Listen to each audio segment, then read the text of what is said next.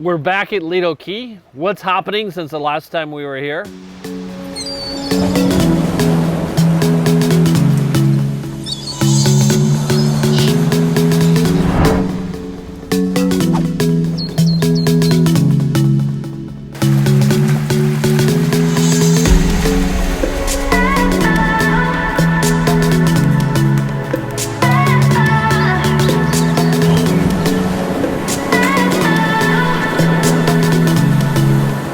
My name is Mike Rennick.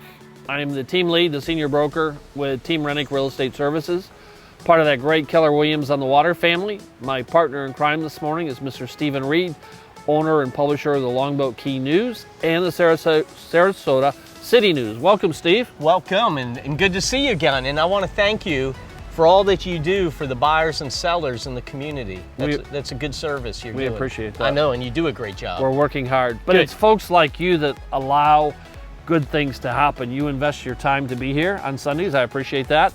And you're going to bring us up to date with what's happening with Lido. It is exciting news. Let me tell you something.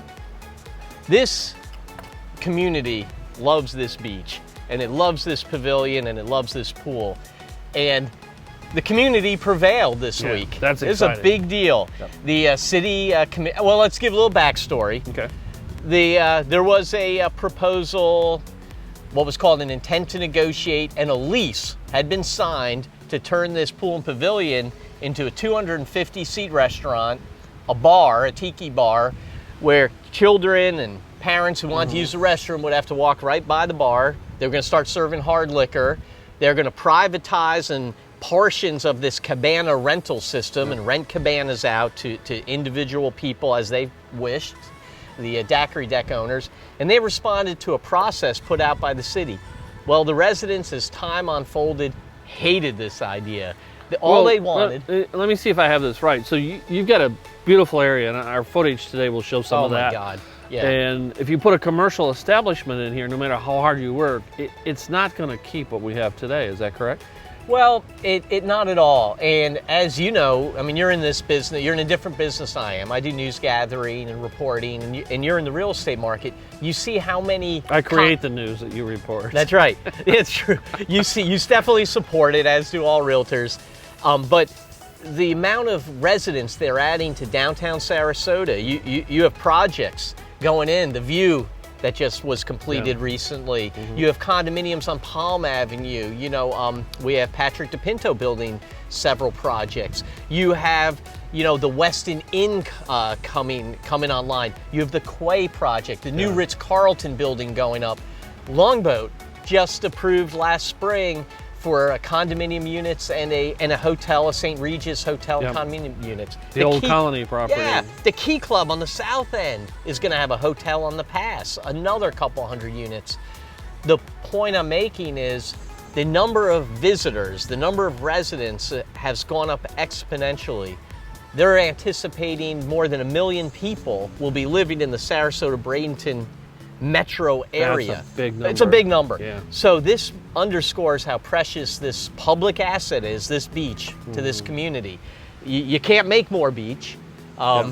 In fact, the erosion is a big threat, but you can't make more beach. This is a special place historically for the entire community.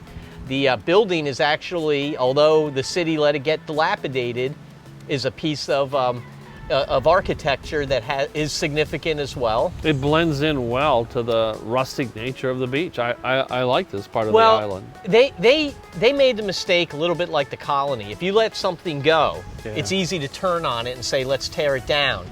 But if this thing was kept pristine, if a new roof is put on, and this is what's probably going to happen now, a new roof is put on, the restrooms are maintained, it's painted and kept modern, it'll be lovely, and it'll be good for another generation. So what's going to happen now? So that all fell apart. The lease is gone. Won. The residents the prevailed. residents won. And what happened was the lessee, the daiquiri deck pair, Gavin Mishad and Troy Seipert, not bad guys, but they were definitely had a very ambitious proposal, and they were here to make money as operators. They said to the commission, we want to withdraw this plan, but we want to be paid for out-of-pocket expenses. We talked about that in one of our previous videos. And they got paid. They're going to get paid $206,000. So they're getting a check from the city, ultimately taxpayer money, Yep. for, to use a French word, for this screw up. And on the part of the city, I really have to lay the blame of this. This is my editorial comment on the city. They led the applicant down a path saying this is compatible with the community. Okay. This is what would be good for the area. This does make sense for zoning. There is enough parking. It won't impact traffic. They led them down a garden path. The residents all along were completely opposed to it. The commission was split with Hagen Brody, Liz Alpert, and Shelley Freeland Eddy supporting the lease. Willie Shaw voted for it, but then asked to change his vote. Okay. They wouldn't let him, so the lease stuck. Jen Ahearn Koch was consistently opposed to it, so I give credit to her and Willie Shaw, who spoke against it consistently. Then it came to a head last week.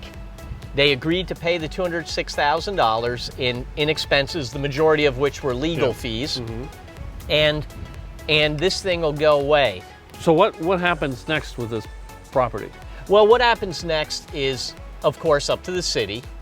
What will happen, though, and I'm 99% sure, is there's about $1.25 million already voted on by residents in what's called the penny tax for beach infrastructure. Okay. And it's already allocated for Lido.